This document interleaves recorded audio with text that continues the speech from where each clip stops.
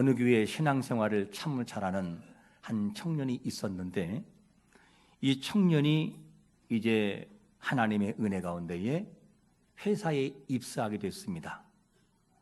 그래서 목사님이 그를 불러놓고 꼭 권면을 했어요. 네가 회사에 들어가면 회식할 자리도 많을 것이고 다양한 일들이 많이 있을 텐데 특별히 술자리에 대해서는 네가 거절해라. 꼭 부탁한다. 그리고 그를 이제 보냈어요. 아니나 다를까 청년이 딱 입사하고 난 다음에 술 파티가 벌어지는 그런 현장이 외식으로 이어졌어요. 저는 처음에 딱 군대 가니까 조교로 근무하는데 딱 들어가니까 높은 탁자에다가 올려놓고 앉으라고 하더라고요. 팬티만 입고 앉으라고 그래요. 그리고 난 다음에 소주 2홉짜리를 한 병을 바가지다가 다 따라놓고 마셔라 이렇게 얘기했습니다. 마셨을까요? 안 마셨을까요? 예, 상상에 막히겠습니다. 그리고 난 다음에 그런 일이 회사에도 그렇고 군대도 있어지게 돼요. 이 청년이 이 일을 거절하고 난 다음부터 그 다음에 직원 상사 2명으로부터 괴롭힘을 당하는데 너무너무 힘든 거예요. 그래서 목사님을 찾아가서 목사님 너무 힘듭니다. 그래도 권면해 주었어요.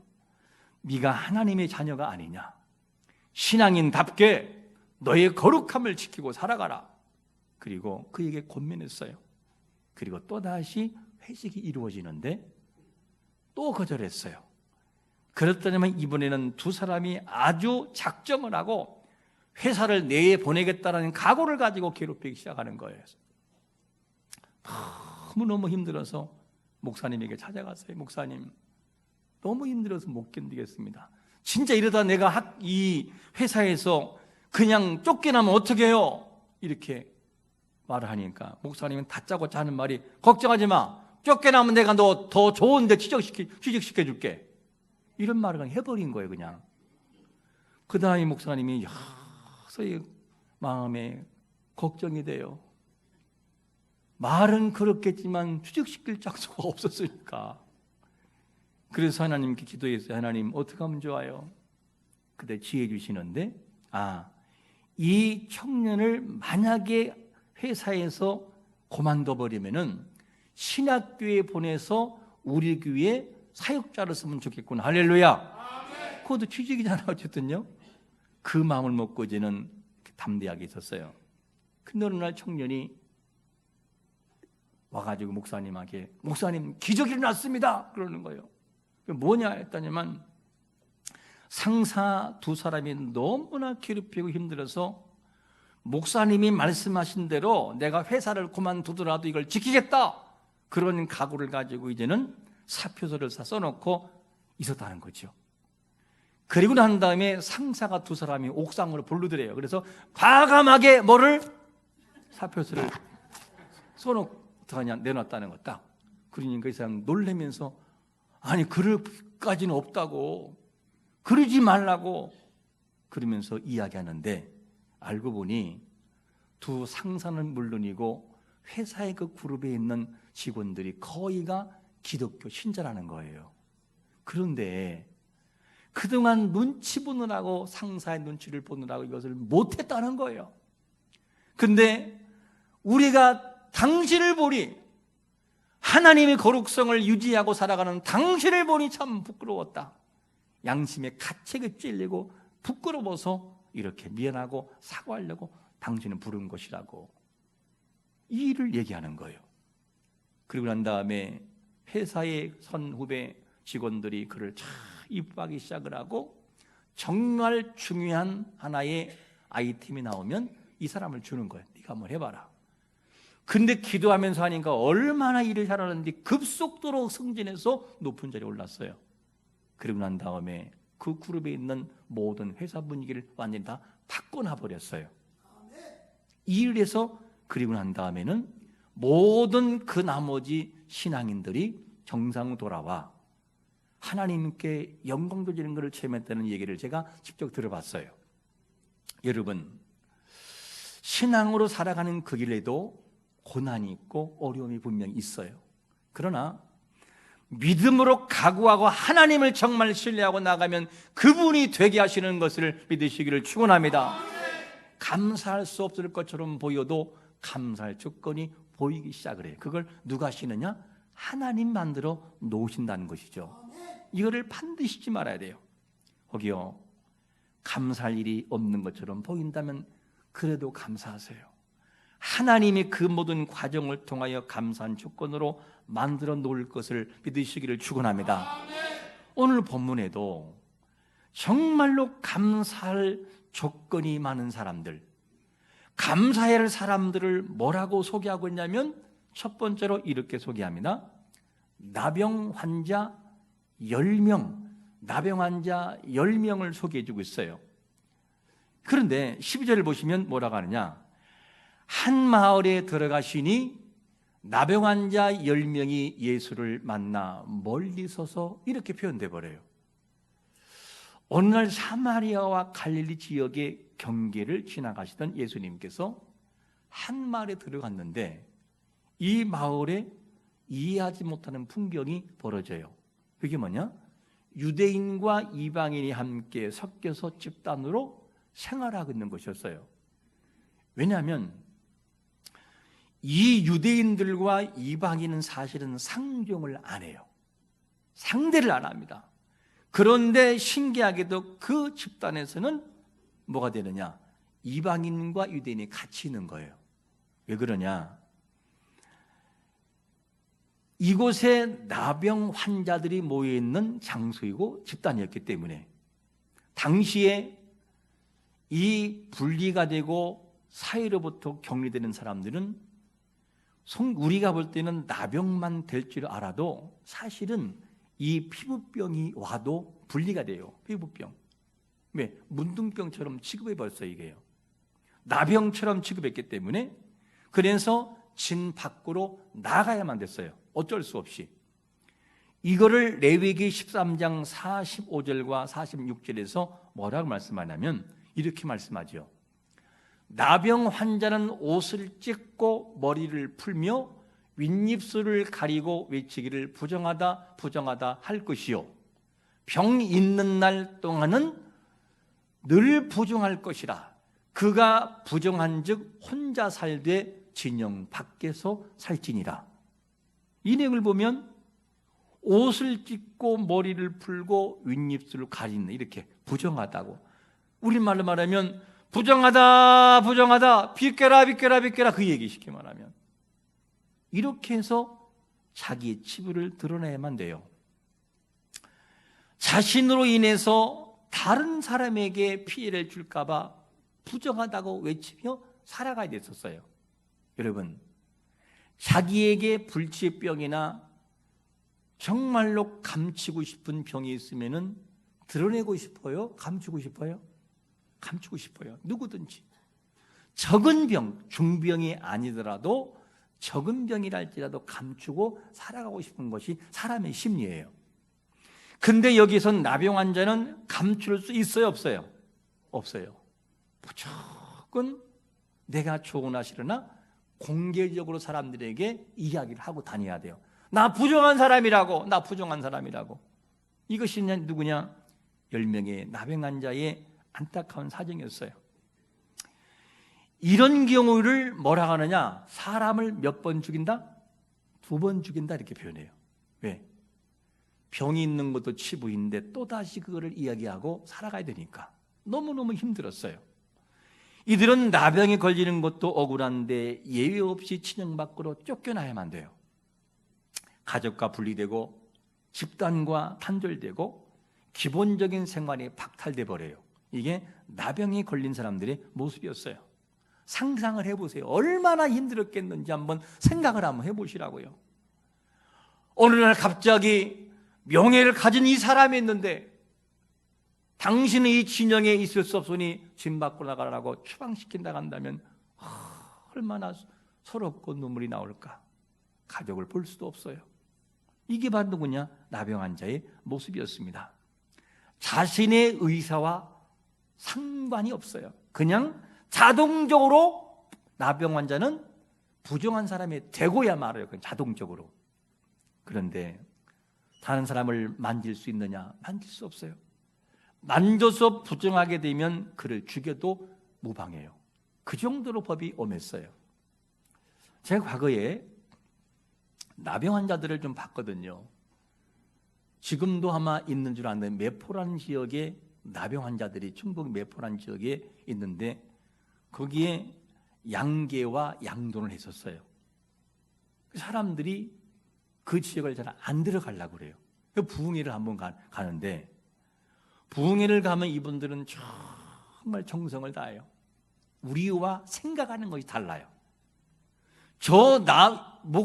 이 부흥 강사님이 오셨다라고 하는 이 마음 때문에 간절함이 있어요.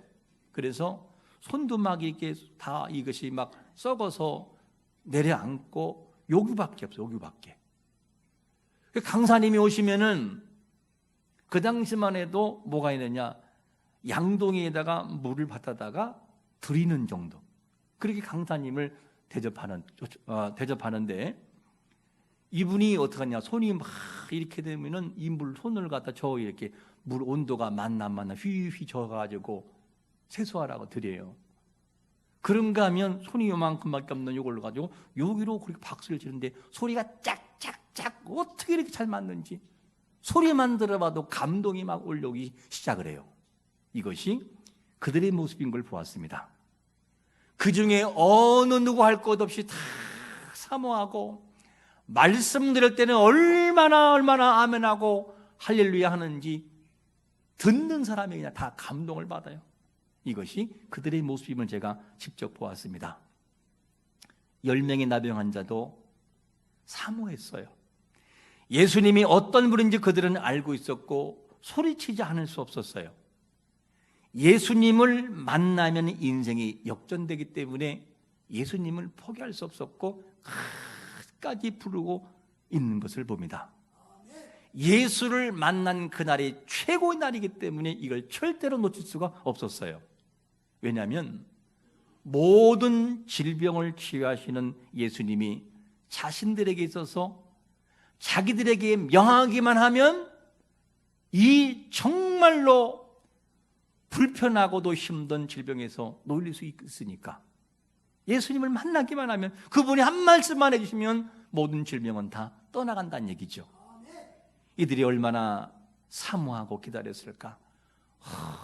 얼마나 사모했을까? 여러분, 중병으로 불치병으로 있다는 그 사람이 신약이 나왔다는 소식의 방송만 들어도 춤을 추고 그 병원을 가기 위해서 노력을 하는 것처럼 얼마나 예수님을 사모했을까? 사모하던 그들이 예수님을 보는 순간 외치기 시작하는데 뭐라고 외치느냐? 예수 선생님이여 우리를 불쌍히 여기소서. 이것이 이들의 부르짖음이었어요. 비참한 현실로부터 탈피하기 위해서는 어쩔 수 없이 간절히 외칠 수밖에 없었습니다. 이들이 예수님을 부를 때에 에피스타타라고 하는 원문에서는 선생님이란 말인데 이 선생님이란 단어가 어떻게 부르냐? 히브리어에서는 라비라고 부릅니다. 그래서 선생님, 주인 그런 뜻이에요. 이 단어는 주로 누가 사용하는 것이냐? 예수님의 제자들이 예수님에게 사용한 단어예요. 이 말은 무슨 말이냐면 제자들이 이 단어를 사용하는 것은 주님, 당신의 권위는 당신 스스로만 있는 것이 아니라 하나님 아버지로부터 당신에게 일임된 권위입니다. 이걸 인정하는 단어예요. 그런데 오늘 본문에 보니까 뭐라고 말씀하냐면 이 나병 환자들이 사용하는 단어가 이 단어예요. 똑같은 단어. 이 말은 무슨 말이냐면 주님, 저는 지금 질병으로부터 고생하고 있는데 당신은 누구냐면 하나님 아버지로부터 권위를 부여받아 우리에게 명하고 고칠 수 있는 그런 분임을 내가 믿습니다. 이 단어가 그 단어예요. 이 단어를 보면 10명의 나병 환자들의 믿음이 사실은 안 좋은 것이 아니고 믿음이 있는 사람들인 거예요. 여러분, 우리가 하나님 앞에 나갈 때에 하나님은 나의 모든 병을 치유할 수 있으며 만왕의 왕이신 것을 믿고 고백하는 마음을 가지고 나가는 자가 되시기를 축원합니다. 그렇게 우리는 나가야 돼요. 이 모든 것을 가지고 믿고 나가면 그분께서 그 다음부터는 일하기 시작하십니다. 10명 중에 9명이 유대인인데 이들이 유대인이라는 신분이 대단한 신분인데 나병이 딱 걸리는 순간 신분이 상관없었어요. 이방인과 같이 지내야만 됐었으니까. 이방인, 유대인이 뭐합니까? 박탈되고 다 추방돼 버리는데 이것이 누구냐? 그들의 모습이었어요. 그런데 본문에 나오는 유대인들은 어떤 사람들이냐? 이방인과 함께 집단 생활하면서 신분을 따지지 않는 그런 상황으로 살고 있는 것이 이들의 모습이었어요. 모든 권리가 박탈됐기 때문에 긍휼을 구하지 않을 수가 없었어요. 은혜가 아니면 도무지 안 되니까. 그래서 10명의 나병 환자들은 하나님 앞에, 그 주님 앞에 간절하게 그 주님의 이름을 부를 수밖에 없었습니다. 우리 여기서 한번 이렇게 질문해 볼 수 있어요? 우리는 어떤 상황에 놓여 있는가? 하나님의 은혜가 아니면 살 수 없는 존재로 인식되고 있는가? 은혜 아니면 한순간도 벗어날 수 없는 상황인가? 그렇다면 우리도 12명의 나병 환자의 간절함과 부르짖음이 우리 마음속에 있어야만 돼요. 어떻게? 하나님 은혜를 주세요. 하나님 불쌍히 여겨주세요. 당신의 은혜가 아니면 나는 도무지 버텨낼 수 없습니다. 이 마음을 가지고 살아가야 돼요. 이렇게 하나님의 공유를 구하는 자들에게 주시는 은혜가 뭘까? 시편 103편 10절과 11절 우리 한번 같이 읽어볼까요? 시작. 우리의 죄를 따라 우리를 처벌하지 아니하시며 우리의 죄악을 따라 우리에게 그대로 갚지는 아니하셨으니 이는 하늘이 한 땅에서 높음같이 그를 경외하는 자에게 그의 인자심이 크심이로다. 할렐루야. 하나님은 우리를 불쌍히 여기시는 분인 것을 믿으시기를 축원합니다. 주님께서는 가까이 갈 수 없고 접촉할 수 없고 멀리 서서 소리를 지를 수밖에 없는 10명의 나병 환자에게 은혜를 부어주세요. 그들의 간곡한 그 간절함을 하나님이 들으시는데, 그래서 14절에서 뭐라고 말씀하시느냐? 이렇게 말씀하잖아요. 보시고 이르시되 가서 제사장들에게 너희 몸을 보이라 하셨더니 그들이 가다가 깨끗함을 받은지라. 할렐루야. 자, 이 내용을 보면 이들이 예수님이 말씀하신 내용이었던 말씀이냐면 제사장에게 가서 보이라고 말씀해요. 그러면 여기서 그 당시에 제사장에게 보이는 것은 어떤 것을 말하는 것이냐? 병이 나았을 때에 보여주는 확인 절차인 거예요. 그럼 묻겠습니다. 지금 10명의 나병 환자는 예수님 앞에 있었을 때에 나은 상태였어요? 아직도 진물이 흐르고 있는 상태였어요? 진물이 흐르고 있는 상태였어요. 왜? 뛰어가다 나았으니까. 그 앞에서는 아직 안 나았잖아요.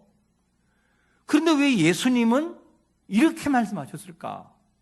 병이 난 사람의 모습으로 확인한 절차인데 왜 아직도 손이 다 이렇게 됐는데도 나은 것처럼 가서 확인해 보라고 했을까? 이 내용을 통해서 10명의 나병 환자의 반응을 보면 뛰어갔습니까? 앉아 있었습니까? 뛰어갔어요. 이게 무슨 말이냐? 저렇게 제사장에 가는 것은 나은 걸로 간주하는 건데 주님이 말씀하시니까 그냥 그대로 순종해 버린 거예요. 그리고 난 다음에 뛰어가다가 자기들이 하나둘 병이 난 것을 확인할 수 있었습니다.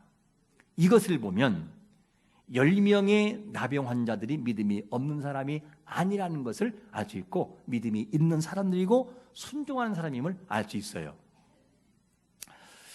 이 내용을 보면 중병에 걸리고, 예를 들어서 중병에 걸리고 내가 정말 불가능하다라고 생각했는데 의사의 소견의 재검을 통하여 당신은 모든 질병에서 해방됐습니다. 해결됐습니다라고 말한다고 한다면 그것처럼 기쁘고 즐거운 일은 없을 거예요.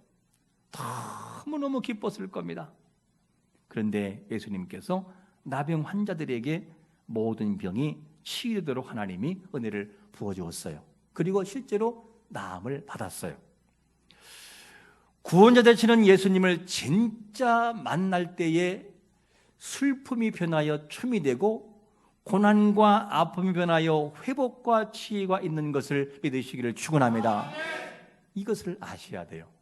반드시 진정으로 만나면 이런 역사가 이루어지지요.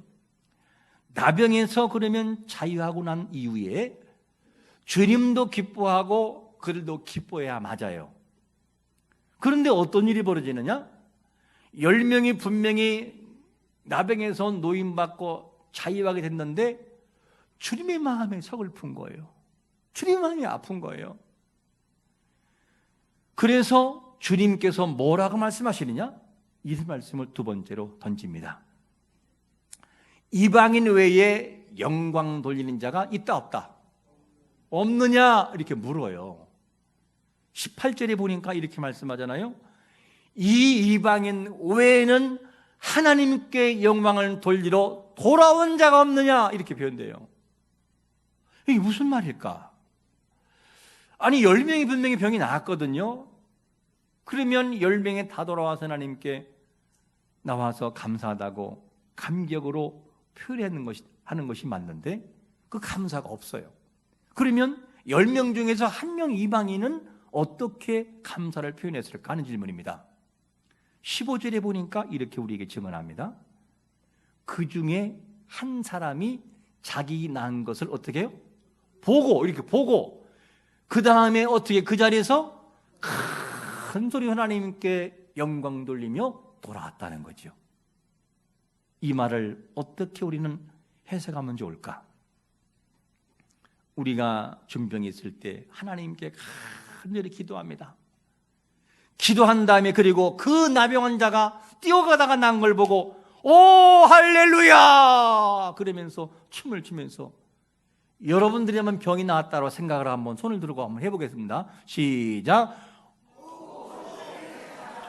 병이 들어가기는 다시 한번 해보겠습니다. 시작. 오 할렐루야 할렐루야. 저는 그럴 것 같아요. 너무너무 기뻐서 막 춤을 추고 난리가 날 거 옷도 벗어보고 이럴 것 같아요. 너무너무 기쁘니까. 이게 누구냐? 딱 이방인의 자세예요. 너무너무 감격스러워서 너무너무 고마워서 이것이 이방인 하나님께 드렸던 감동과 영광의 모습이라는 것이죠. 사도 바울이 은혜를 경험한 다음에 어떤 고백을 하지요? 고린도전서 15장 10절에서 이런 말씀을 합니다. 그러나 내가 나 된 것은 누구의 은혜라고요? 하나님의 은혜로 된 것이니. 바울이 이런 고백을 해요. 하나님의 은혜였다고. 이게 필요합니다. 우리가 이 자리에 세워진 것은 나의 노력이 아닌 전적인 하나님의 은혜인 것을 믿으시기를 축원합니다. 그분의 은혜였어요. 유대인도 우리는 아니에요. 남들이 무시했던 이 유대인이 우리를 무시했던 이방인에 속한 사람들이에요. 그렇다고 이스라엘과 가까운 지역도 아니라 너무나 먼 지역이에요. 그랬던 우리가 유대인도 믿지 못하는 예수 그리스도를 내 마음속에 믿어 하나님의 자녀가 된 것은 최고의 감사요 감격의 조건인 것을 믿으시기를 축원합니다.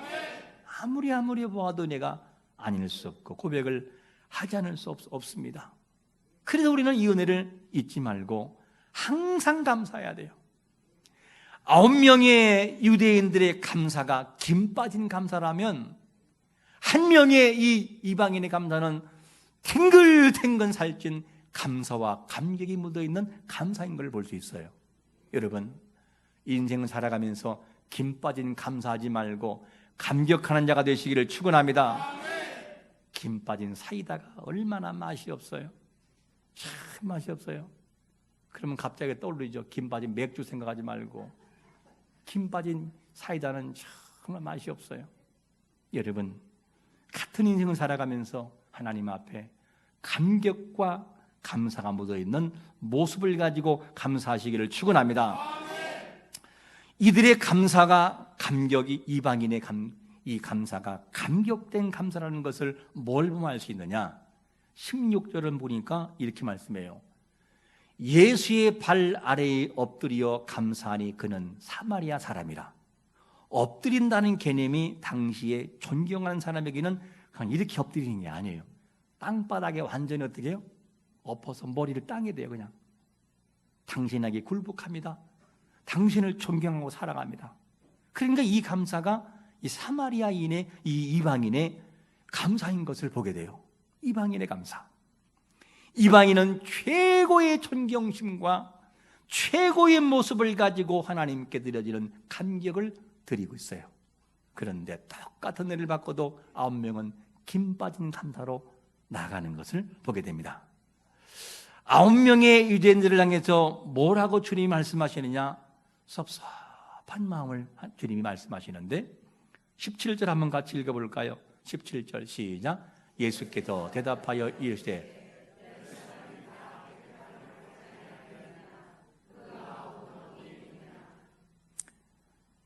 예수께 대답하여 이르시되 10사람이 다 깨끗한 바지 않았느냐? 그런데 그 9은 다 어디 갔냐? 이 한 명 빠놓고 9명 대체 어디 갔느냐? 이 질문을 주님께서 하고 있어요. 주님은 감사를 잃어버린 자들을 찾고 계신 것을 믿으시기를 축원합니다. 혹여 우리가 9명에 속한 사람은 아닌지 물어봐야 돼요. 출발은 참으로 감사했던 우리의 모습, 하나님이 아니면 안 된다라고 배겼던 우리의 모습이지만 어느 순간에 감사를 상실해버리고 살아갔던 우리의 모습이 아니었는가? 주님은 그들에게 묻습니다. 네가 왜 그 자리에 있느냐? 네가 왜 9명에 속한 모습을 가지고 감사 없이 그렇게 초라한 모습 살아가느냐라고 주님 말씀하는 거 우리는 들어야 돼요. 우리는 어디에 속해 있는 사람입니까? 9명에 속한 사람입니까? 아니면 한 사람의 감격을 통해 주님 앞에 나가는 우리의 모습입니까? 환경 중요하지 않아요. 우리가 할 도리는 하나님 앞에 감격의 모습으로 나가는 것이 주 앞에 나갈 우리의 태도인 것입니다. 이 자세가 필요해요. 그러면 이들이 기뻐하지 않았을까? 9명은 전혀 감사가 없었을까? 왜 감사가 없었겠어요? 아니, 자기가 손도 없고 다 코가 내려앉고 주저앉은 그 사람이 갑자기 살이 막 돋으면서 정상으로 되어졌는데 어떻게 감사가 안 나와요? 눈에 보이는데 아우 감사하다, 아우 감사하다. 감사할 수밖에 없잖아요. 그냥 감사한 나머지 그냥 이들은 어디로 뛰어갔을까요? 보나마나 집으로 뛰어갔겠죠. 여보 나 감사하다고. 아우 나 이거 봐, 눈 봐. 당연히 코가 생겼네. 어떻게 그렇게 됐어? 예수님 때문에 감사해서 아 참 이 자세 딱 이 모습이라 볼 수 있어요. 그러니까 이들의 모습에는 뭐가 되냐? 감사가 뒤바뀐 감사예요. 뒤바뀐 감사. 다른 말로 말하면 김 빠진 감사. 이 삶이 그들의 모습이었어요.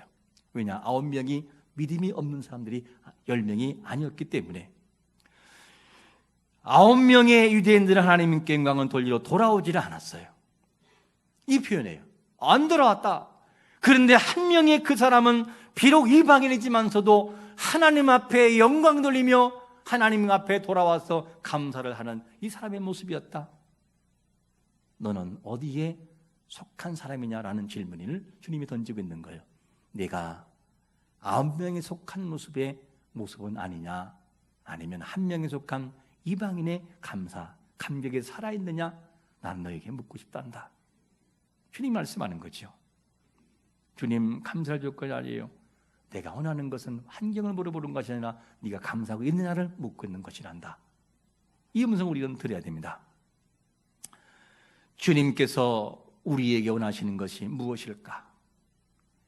감사의 마음을 잊지 않고 살아가는 것을 주님이 원하셔요.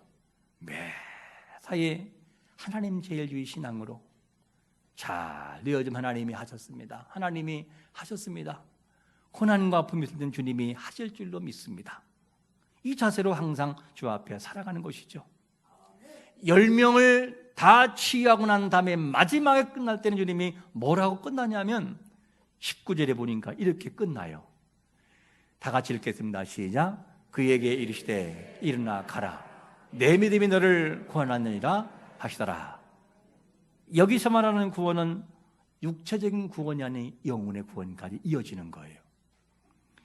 영혼의 구원까지 이어지는 것을 우리는 볼 수 있습니다. 우리의 삶이 김 빠진 감사가 아니라 진심과 감격이 담긴 감사가 우리 속에서 계속해서 있어야만 돼요. 어떻게?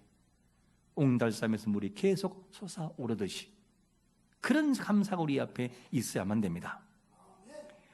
주님은 이방인의 감사를 통해서 영광을 받았지만 아홉의 유대인을 향해서는 감사가 아니라 그 9명이 어디 있느냐? 왜 은혜를 받은 그들이 은혜를 누리지 못하고 왜 감사를 모르고 있느냐라고 주님은 묻고 있다는 것이죠. 오늘 우리가 기억할 말씀은 그 9은 어디 있느냐? 그 9은 어디 있느냐? 김 빠진 감사로 나아가는 자들이 아닌 매일의 삶에서 모든 순간마다 감사하고 감격하는 성도가 되시기를 예수 그리스도의 이름으로 축원합니다. 아멘.